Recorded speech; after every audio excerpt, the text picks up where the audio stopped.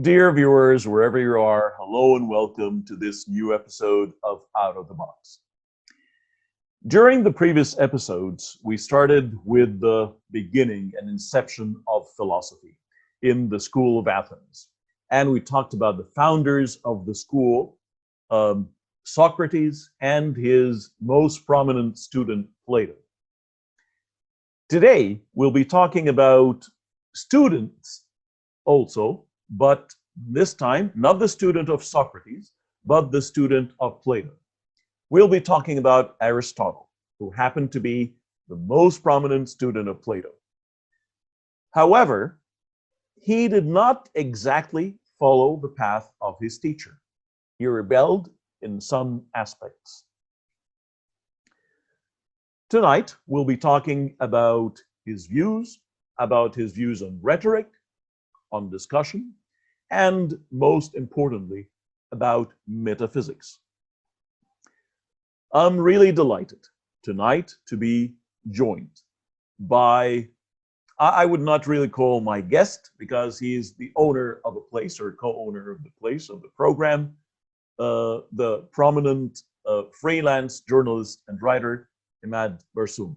Imad, hello and welcome to the program once more. Yeah. Nice. Thank you so much, Mohammed, for this introduction. And again, it's an honor to be a part of your wonderful program and the wonderful idea that you're presenting now. So thank you so much. That's so nice of you. That's so nice of you. The pleasure is definitely all mine as usual. Thank you. So Imad, to start off, Aristotle talked about rhetoric and speech and conviction. And he was saying that there are mainly three paths for conviction or for speech. If you want to convince someone through rhetoric, there are three major paths that you can take. The first path is logic, which he called logos. So use logic, use proof to demonstrate something, to convey an idea, to convince people about it. The second way is what he called ethos. And ethos is using credibility, the position of someone. So if I am a man of high status, whether it's a religious status, social status, or political status, the likelihood of people believing me and following me would be much higher than a layman. Maybe the layman might say something that is much better, but his words will fall on deaf ears. Because who are you to tell us something? The third thing is pathos, which depends on passion and feelings. So something that is very sentimental. So when you hear a word from your son is very different than hearing the word from a stranger. You're psychologically, emotionally connected to your son. So the likelihood of you believing your son or following your son is much higher than other people. In your opinion, how do you perceive this analysis of Aristotle? And to what extent is this still valid today? Well, actually, I consider this triangle of Aristotle, the pathos, logos, and ethos, is a very advanced and progressive way of thinking at that time. Because in those three elements of the triangle, he has already defined and analyzed the human beings and found out what could make them be convinced or how to influence them with an idea through one of those three elements. So what he did, actually, he paved the way for politicians, number one, religious people, number two, and also other kind of teachers, for instance, and last, lawyers. All of these lines of activities or line of jobs or roles in life used Aristotle's triangle to dominate. And I want to say dominate because they have played on these fine things about human beings to convey a message or to direct their mind and way of thinking to where they want to go. Would you say it's a means of patronizing other people? It is more of not patronizing, it's more of controlling their mind. It's of brainwash as well. Especially when we talk about the pathos, for instance. People, when they listen to the voice of pathos or this passion, I would say the normal people, the ordinary man, when a leader stands in front of them and tell them how he cares about them so much, and he is the one that's sent by God to help them to succeed in life, this parental attitude, any man would listen to this rhetoric with lots of passion as well. So that's how I would say that it is more of a way of convincing and directing the minds of the listeners to what he wants them to go. And same the way as of the other two elements as well. So it depends on the receiver of the rhetoric. For instance, I would use with you, for instance, one of those depends on your mindset and how I understand your opinion. So for instance, I would talk to you, Muhammad, with the logos, because you are a very well-educated person. You are analytic. You have an analytical mind, so I can talk to you through the logos. And based on this, you can apply it on all other three elements as well. So it's a way of manipulation that a lot of people use to manipulate other people. It's more manipulation than actually a way of convincing with good intent. And in your opinion today, like in our day and age today, what is the percentage of, like each element with relation to the other, like logos, ethos, and pathos? Like how many percent of people today listen to logic? How many listen to passion? And how many listen to credibility? I would think that credibility has the least percentage nowadays, because people tend to doubt anything, especially when it comes from the authorities. And I would use this analogy now of the COVID, because many people in the world, they think that it's a conspiracy. So no matter what you talk to them about ethos, they will not listen to it. They doubt the credibility of all the authorities in the world, actually. So this is the least one of them. Logos also comes second because it talks only, or it is directed only to the people with logical thinking. And this has to do also with the level of knowledge and education. So the more education knowledge you have, the more you think in a logical way. So what is left for us is ethos. And, pathos. Pathos is the one that has the more tendency to affect people now, because people in pathos also, you can give them hope for things they cannot see and touch and feel. And you can see it in all the religious institutes around the world, how this works very well to control and to guide people for a certain direction in life. So I would say pathos would take about 50%, and 30% for logos, and 20% for ethos. I think that history also really reflects what you just said. If we were to refrain from talking about, this time, but if we talk about the past, not the very old past, but the near past, you would have people like Adolf Hitler, Benito Mussolini in Italy, you'd have General Franco in Spain. All those people use this very sentimental rhetoric. So starting with Mein Kampf, like the book that Adolf Hitler wrote, and he describes, it's a book that is full of, hatred to the Jews, for instance, for the non-Aryans. In his very first chapter, he describes how evil and wicked those people are. But then he plays on the sentiments of the Aryans and of the Germans and of the pure race and so on. Plays on the emotions. And then on his speeches, he would talk that we will continue to fight until all the world bows to the Third Reich. Benito Mussolini would say that, we will spread our control on earth and then we'll take the fascist flag to the stars, and people would, start clapping. a lot of people were really, when you have this passion, and it's one of the best ways of propaganda. Adolf Hitler, again, he had his minister of propaganda, I wouldn't say of information or goggles, and he said lie and lie and lie until people believe you. Believe, yes. And he made the film The Eternal Jew, and this film is extreme propaganda against the Jewish people, just to justify he had the intention of to annex Poland. Yes. But he wanted to give a good intention, that I want to cleanse Poland out of this filth. And unfortunately, we've seen this time and again. And on the other side, we've seen propaganda by the Allied forces through even cartoons. We've seen Donald Duck.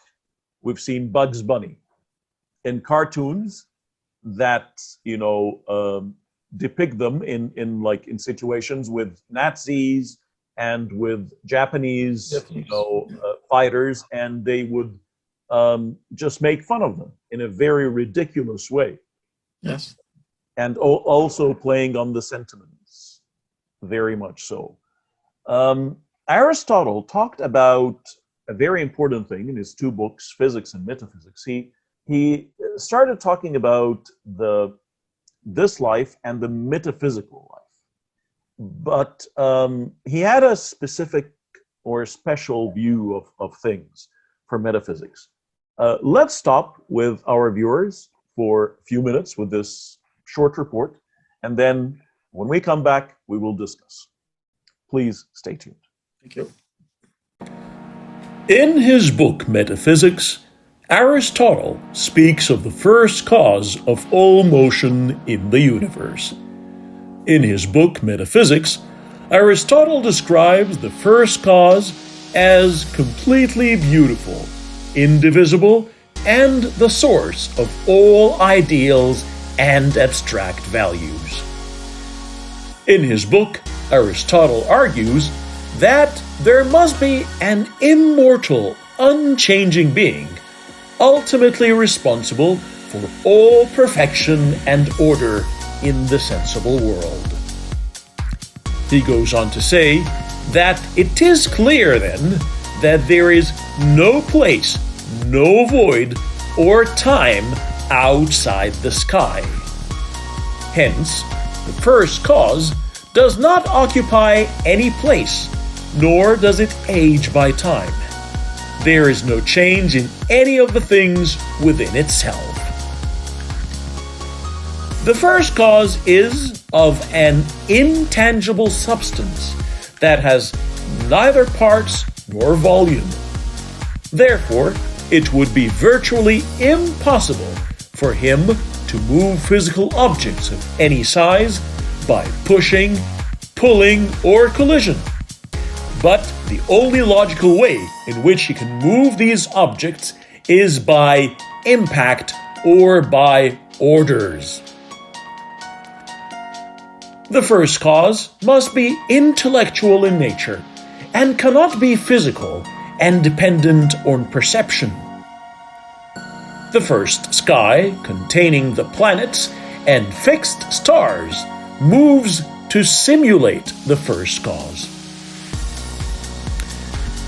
Concerning the number of first causes or rulers of the universe, he concluded in his book by saying, "The rule of many is not good, so let there be only one ruler." Aristotle says that only matter can change. As for the absolute ideals that arise from the first cause, they are without substance. When a person is born on earth, the first cause casts its origin in the world of ideals on his body, made of matter in the sensory world, and thus becomes a human being. Dear viewers, after watching this report, we're back again with you. And Emad, to start with, discussing this report, In your opinion, if we were to analyze the metaphysical ideas of Aristotle using Aristotle's method of ethos, logos, and pathos, which of these do you think Aristotle depended on while making his assumptions about metaphysics and about the creation of the universe? Well, actually, again, I would repeat one thing I said earlier, that Aristotle has been very progressive in his way of thinking. When he wrote about the metaphysics in his book about the creation, about how they came to existence, how things are now controlled in life, even when he was describing the plants and animals, how they behave and how they grow and nourish in his theory of metaphysics, he has used things that paved the way again to science as well, how to consider, how to observe, realize, and analyze to come to this theory. So again, he was genius in that, regardless of his way of measuring, because these measures were based on non-scientific ways. But Aristotle, being a polymath guy, that means he has so many sciences and knowledges that he possesses, including music and art and philosophy, of course, and science and botany and zoology. He was great in creating or linking all his observations together with the nature and also with the art. And this is the beauty of it, that he also combined art in this, I would say, this great saga of his that is the metaphysics. So you think he had like rather a more comprehensive knowledge, an all-encompassing knowledge? He collected everything around us in one thing, and he used those elements of the triangle beside the other three elements or the other three measurements of his theory on which he based his book as well, or most his books, which is the goodness, the truth, and the beauty. Yeah. Which again, it's the science, the art, and the ethics. Yeah, good, truth, beauty, justice are things that he also, I believe, received from his teacher, Plato. He received, but yes, 100% I agree with you. But Aristotle, he could use them in a different way. Absolutely. His theory. So actually, he makes them work for him in a different way. He made them look real. Because even if you think about it for a second, the goodness is the art. Sorry, the beauty is the art. The goodness is the ethics. And the truth is the logic as well, because truth is logic. So I mean, in a way, this is how I feel about it. This is my opinion, by the way. And I think that he has used those three elements with the other elements of Plato, his teacher, but to employ them in a more convincing and more practical way to understand life in general. Okay, so you think he gave a rather more objective, more logical analysis of things, and more down-to-earth analysis, rather than what Plato did. Plato was rather more mystic in his views, rather than Aristotle. Now, Aristotle, when he talked about metaphysics, he talked about the first cause, and he found some attributes or necessary attributes for this first cause. So this first cause is eternal, everlasting, has no beginning, has no end. And this really resonates with the first and the last, the Alpha and the Omega, so which are words that are found in books like the Quran or the New Testament or the Old Testament, etc., or like many different religious texts today include things like, the beginning, the end, the first, the last, the Alpha, the Omega. And he said that he is the creator of time, so he cannot be bound by something he created. And he also he doesn't have any dimensions. So he's out of the X, Y, Z, dimensions. He doesn't have a length, width, or, height. Yes. So it's not possible for him to be bound by dimension because he's beyond these things. He's the creator of all these things. And he is the source of the essence of everything. Yes. He holds the essence of everything. He holds the most supreme values, like, love, truth, justice, and beauty. And he talked also about something like, he did not call the spirit, but he talked about the essence of us being found, and then this essence descends to earth and unites with our physical body to create us. But you and I are not really this flesh and blood. We are mostly what's within, the essence, or the non-materialistic part of us. So here comes a very important question.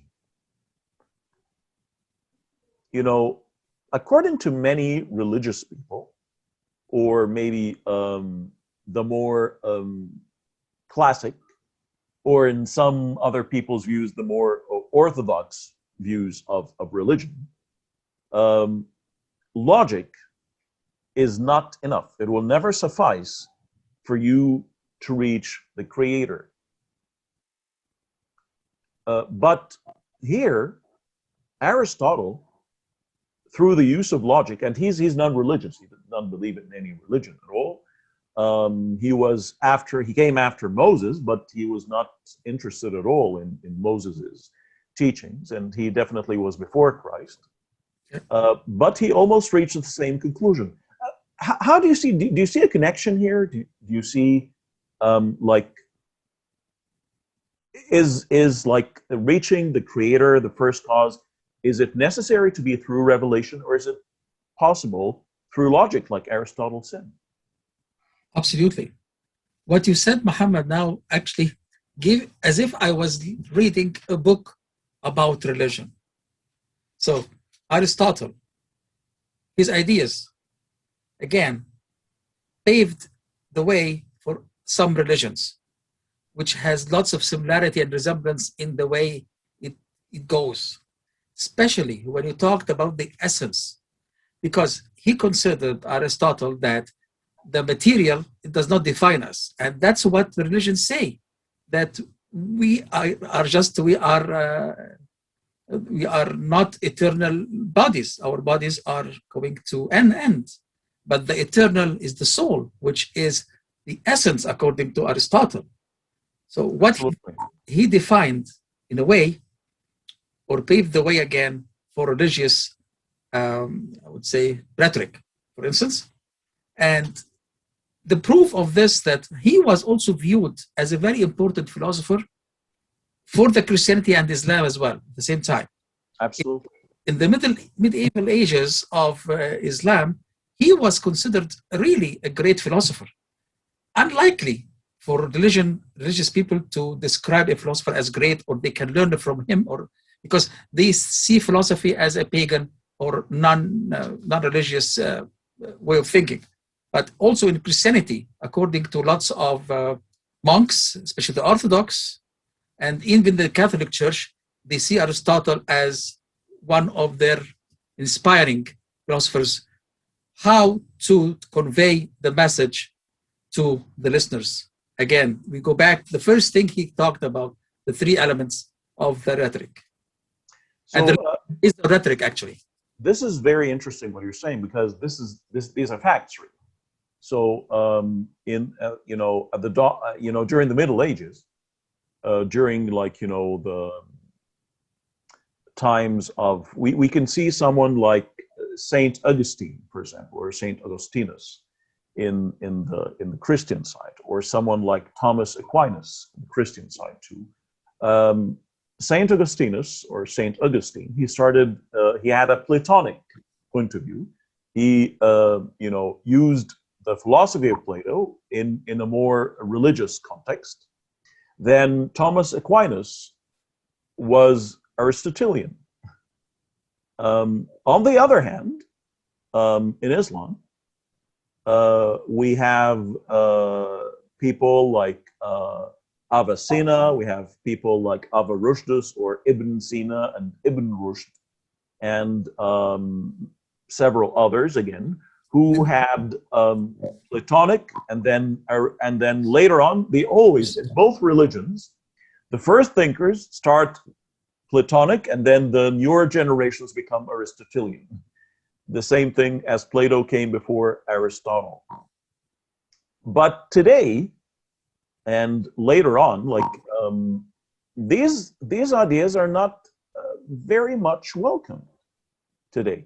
Like this connection, like someone like Averroes or Ibn Rushd, and he came a little bit before Thomas Aquinas.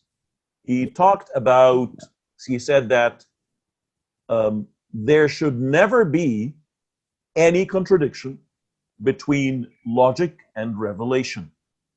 And if there is, this means that there is a misunderstanding. But as you and I know, unfortunately, someone like Averroes or Ibn Rushd was not welcomed by the mainstream. And he was said to be he was considered to be blasphemous. People said that what you're saying is blasphemy, it's heresy. And several of his books were burnt, and so on and so forth. Then later on, we have someone like Thomas Aquinas in Europe who talks about very similar ideas as well. But today we don't have this, like in the modern world today in 2021, in the 21st century. Yes. Why don't we accept such logic? That's a very interesting question, actually, because that defines lots of changes in the history of religion among nations as well.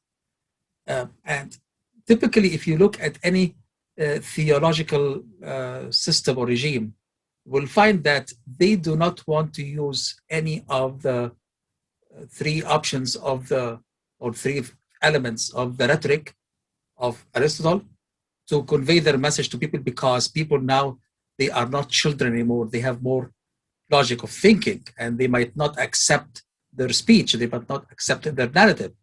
So what they do now, the religious authorities in different regimes, they tend to force their ideas directly to the people without giving them a chance to object or discuss or even question, which is very actually ironic, because you find that religions and all their scientists and researchers in the medieval ages and the beginning and the dawn of all religions had much rich discussions, and it was very, very vivid and life at that time. It was considered as philosophy as well. However, the more we go into history and progress in time, we come to the near days now, we found out that actually religions are even backward more than what it was before. So yes, they cannot accept those things these days because simply people will not listen to them or they object them. So they want the citizens of any theological regime just to obey and listen and follow. Because if they shake one of these pillars they have, the whole system will fall as well with them.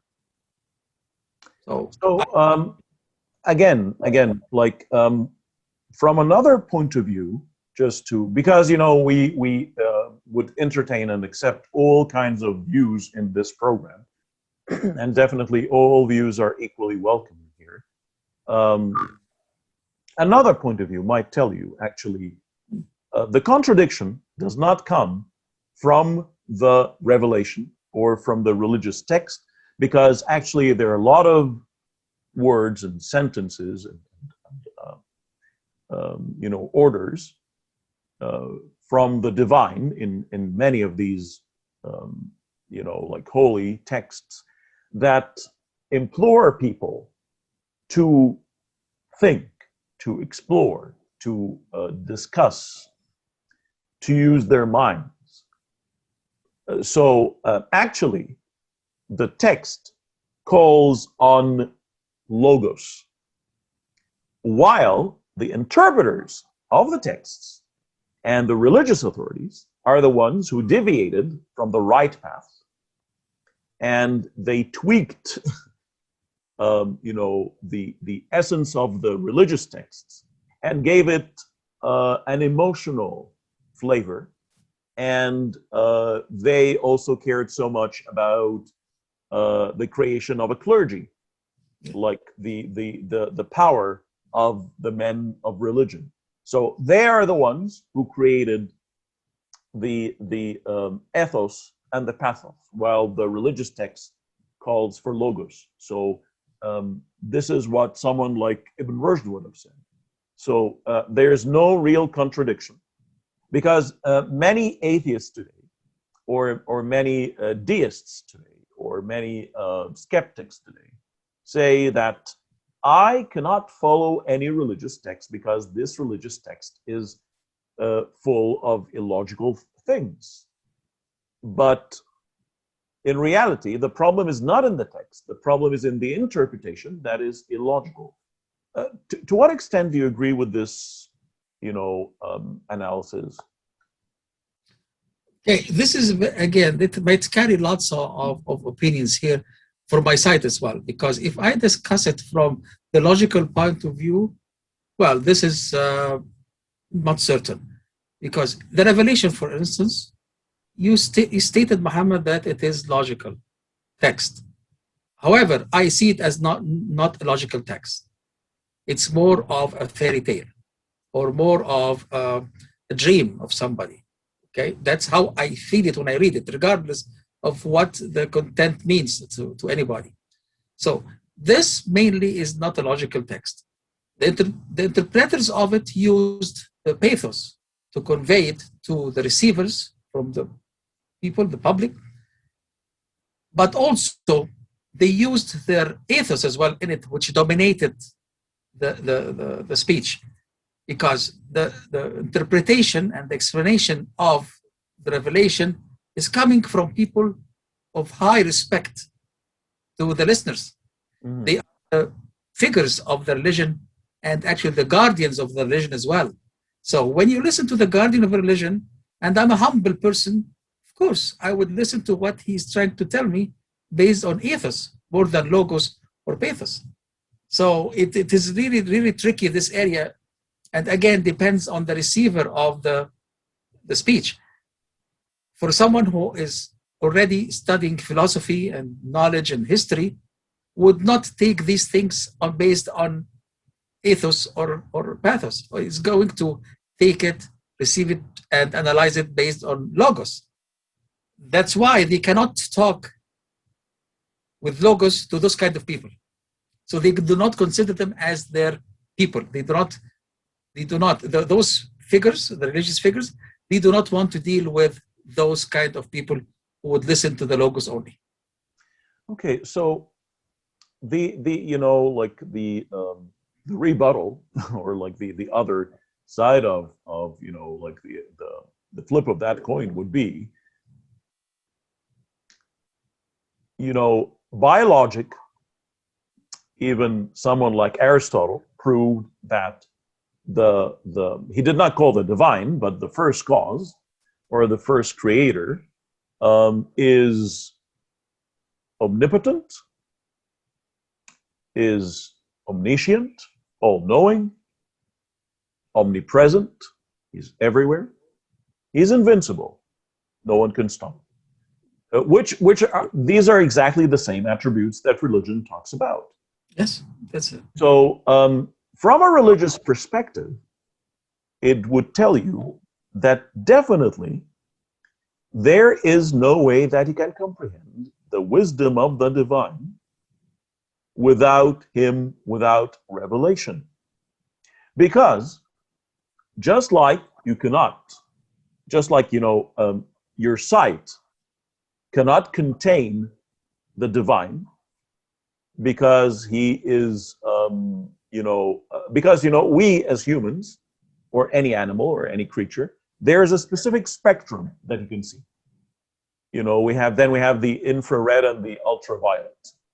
there are many things out there that we cannot see, that is beyond our spectrum, or things that are so microscopic we cannot see. This does not mean that they don't exist. They're just beyond us, beyond our sight. Same thing for hearing as well. There are many, we hear to specific range of vibrations, yes. So beyond that, again, we cannot listen and so on. So since you cannot contain the divine with your sight, you cannot contain the divine with time or with place, then definitely you cannot contain his wisdom. So it's illogical, actually, using logic, it's illogical to try to analyze the wisdom of the divine with your own very limited wisdom. How do you see that? Okay, I like that, because Aristotle, when he talked about those all the objectives of the divine, it was not new to me when I read them long time ago or when I studied them again, because the same objectives and the same adjectives of these, the same adjectives are used in the prayers to the god Amun in the temples of ancient Egypt 3,000, 4,000 years ago, which is even before Aristotle or Plato came to with any of their ideas.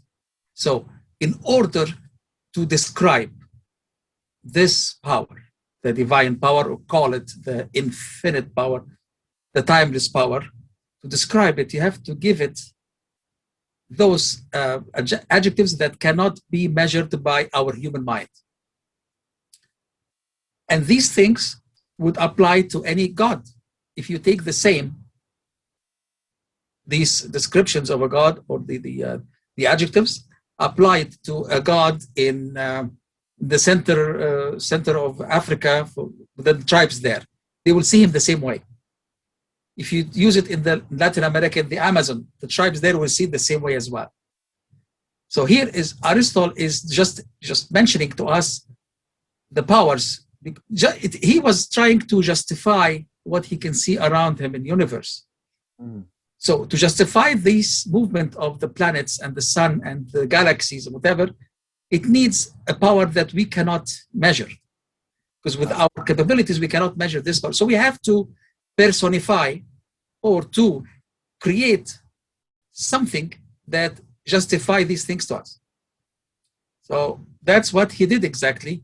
He used his logical mind to define the illogical things. So, you know, like for example, like miracles in many religions, including the Abrahamic religions. So if we talk about the Abrahamic religions, for instance, there is like something like the splitting of the Red Sea with just a staff, with stick or staff. The like walking on water, raising the dead, ascension into heaven, on the back of a creature that is like a flying horse, which also is, yeah, very similar to the Pegasus, which is the Greek horse with wings. And we also had the winged bull in Mesopotamia. Again, things like walking in water, and all these things, again, you find a lot of them in other, pre-Abrahamic religions as well. But people would tell you, why do you think that these things are illogical? Because today, you and I know that humans landed on the moon. You know that humans have recently, visited Mars. They haven't visited Mars themselves, but they've sent a machine there. Yes. Exactly, machines, yes. Probes, etc. Yes. Yes. And humans today, they can see the far ends of the universe. you holding like just a gadget, a little thing in your hand today made of metal, you can communicate through video with someone living in Australia while you're in Canada. So if the created was capable of doing this, why do you think it is so hard for the creator to make these miracles? It's very logical. If you, and you're just a mere creator, created, you were able to do these things. Why is it so hard for the creator? Because which one is harder, really? This creator, even according to logic and according to someone like Aristotle, is the power responsible for this wide universe with its incredible structure, with the astronomical, like distances and amounts. He created the macro world with giant stars. He created the micro world with positrons, with microbes, and so on and so forth. So is the creation and doing of these incredible things harder, or the splitting of the sea, or making someone walk on water, or making someone ascend to heaven? So it's very logical that he did that. This is a very hypothetical question, by the way, and also it is it's based on the principle of Aristotle, the syllogism as well, which is using a certain word to describe or to justify another thing. I would use something here is very different than Aristotle as well, but I will come back to it again. So I would say that extraordinary situations or conditions require extraordinary explanations. So walking on the water is an extraordinary incident. So it needs extraordinary explanation for it. So if we go back now to what you said about man can made already many things, technology is huge, but do you know that we can justify everything in it, logically as well, because it was a progress of science and technology and research. And the more we learn, the more we can create as well. Or I would say we can assemble and invent. But the examples you gave of the divine powers, splitting the sea, walking in the water, flying to heaven with the winged horse.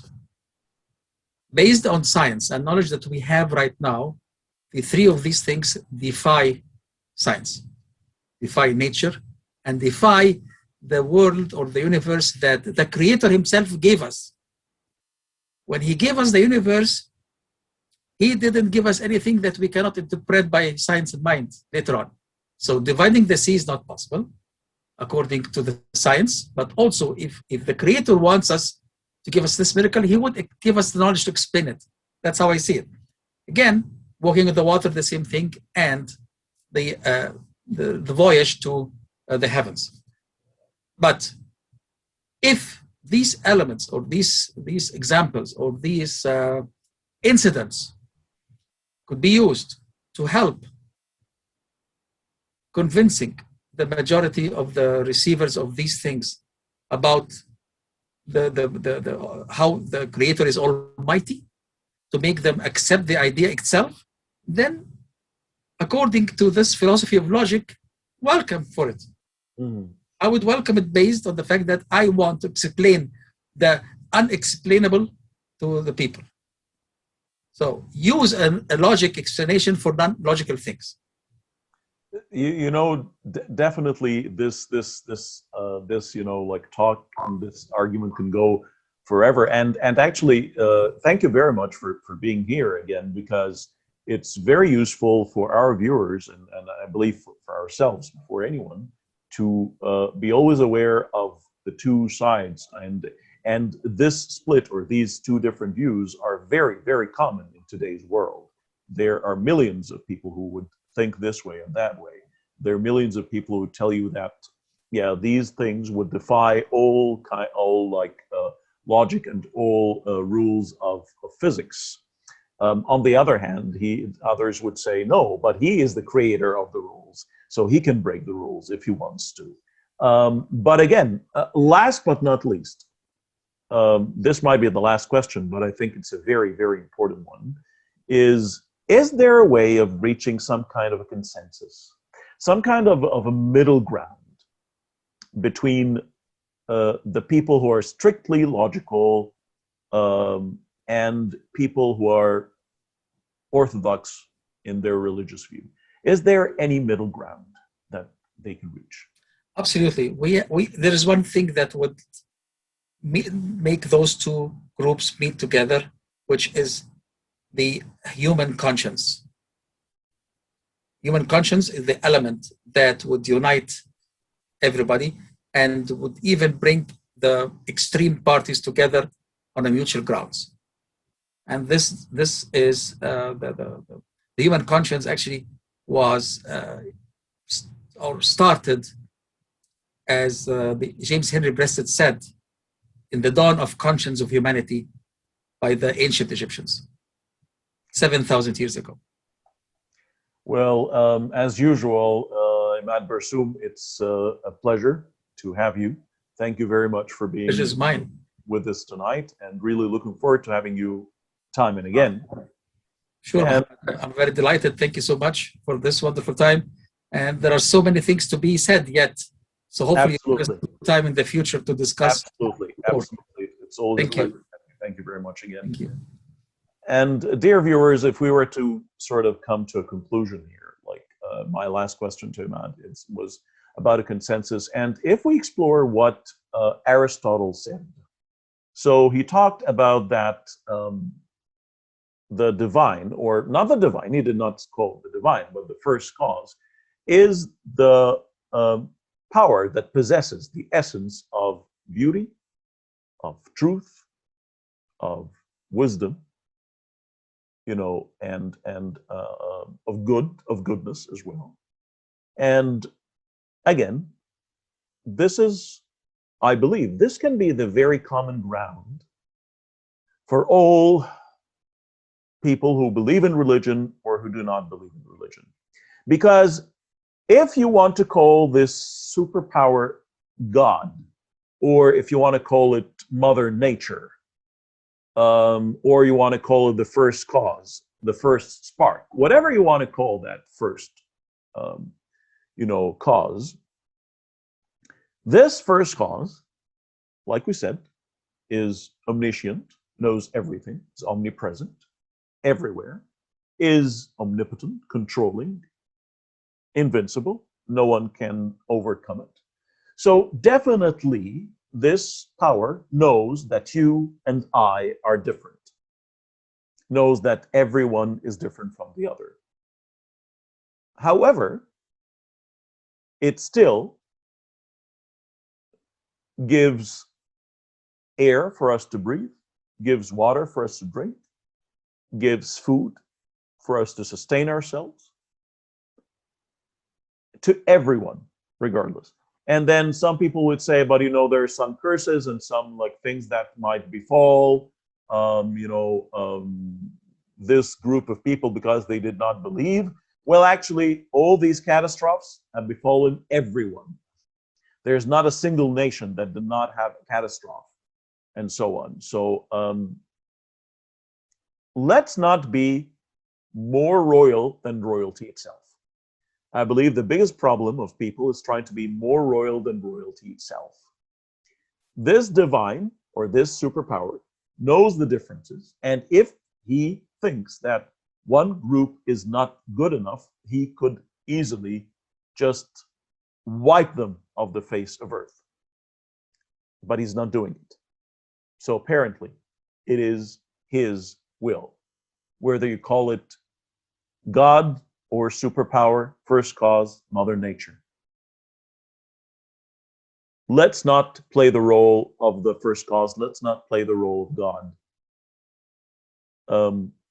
Because if he is all wise, like what religion would tell us, or what logic would tell us, like someone like Aristotle, he knows what is best. He doesn't need us to do his job for him. And he wants us, if we really want to unite and become at one with this divine, we should follow his major attributes, which is the truth, goodness, beauty, and justice. Dear viewers, thank you very much for being with us, and until we meet again, please take good care.